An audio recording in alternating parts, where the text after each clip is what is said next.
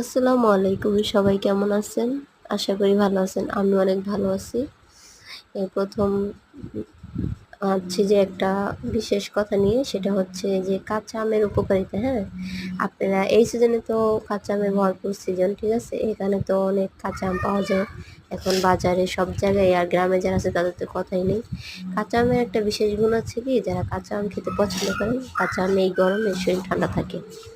প্রচুর পরিমাণে পেট ঠান্ডা থাকে। এটাতে হচ্ছে অনেক উপকার হয়। একটা আম কাটছি, অনেক পোকা হয়েছে। আমটা পেকে গেছিল, তারপর হচ্ছে এটা কেটে তাও একটু খাইছি আর একটু ফালা দিছি। আর হচ্ছে এখন একটা আম কাটছি, ওটা অনেক চুকা আর অনেক কাঁচা।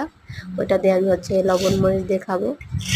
সেটা হচ্ছে আপনাদের মাঝে বললাম যে কাঁচা আমের উপকারিতা। আপনারা কে কীভাবে কাঁচা আম খেতে পছন্দ করেন অবশ্যই জানাবেন।